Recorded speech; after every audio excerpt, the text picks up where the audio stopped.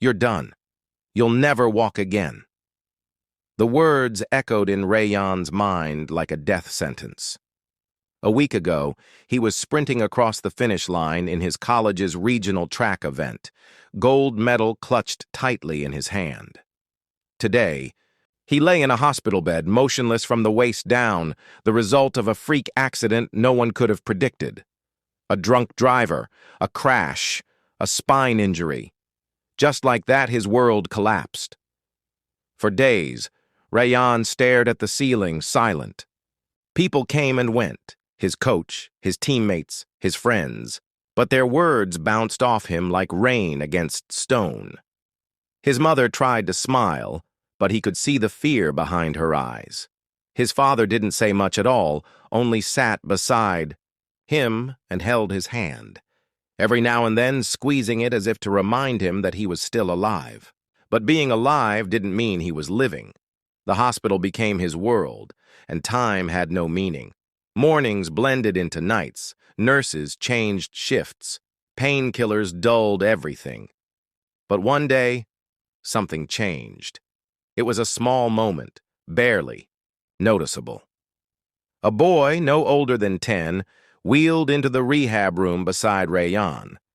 He had no legs, both amputated.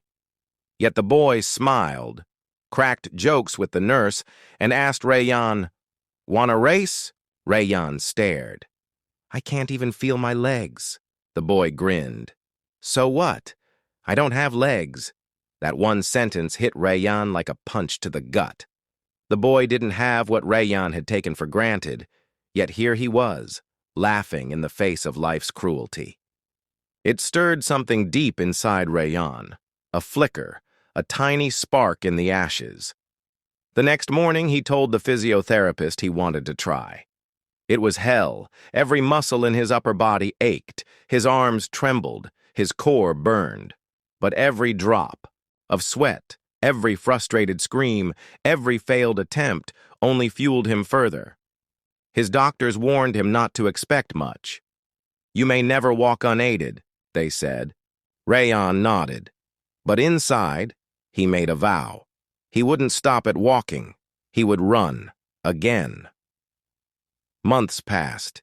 He relearned his body. He trained it like a soldier. On good days, he celebrated small wins, lifting himself from the bed, standing on braces, walking 10 steps. On bad days, he cried silently into his pillow. But he never stopped. Each fall taught him something. Each scar became a medal. Rayyan's journey wasn't linear. For every step forward, there were 2 back. But slowly he began to find rhythm. He started pushing the wheelchair like an extension of himself. He joined a para-athletics club.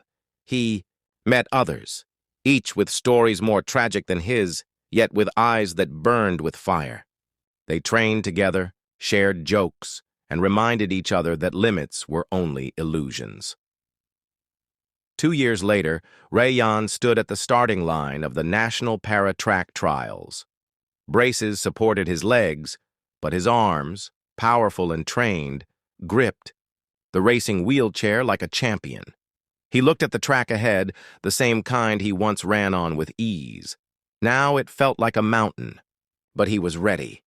The gunshot fired. He launched forward. The wind hit his face. The world blurred. Every push of the wheels roared louder than the screams of doubt that once haunted him. His competitors were fast, fierce, but Rayyan wasn't racing them. He was racing his past. The hospital bed, the tears, the hopelessness. He was racing the voice in his head that once whispered, "You'll never walk again." He didn't win that day, but he finished. Every second of that race was a victory over fate. And when he crossed the finish line, he raised his fists, not in triumph, but in defiance of every limit life had tried to place on him. A journalist asked him afterward, "What pushed you to come back?" Rayyan smiled. "It wasn't about coming back. It was about becoming something I never imagined I could be. Pain taught me strength. Loss taught me gratitude. And that little boy in rehab, he taught me that no matter what you lose, You still have the power to move forward, even if it's just one last step. Today, Rayan coaches young athletes, both able-bodied and differently abled. He tells them all the same thing. Your body can break, your plans can shatter, but if your spirit stays whole, you're never truly defeated. His journey didn't end at the finish line. It began there. Each day, he helps someone else take their first step beyond fear, beyond pain, beyond limits.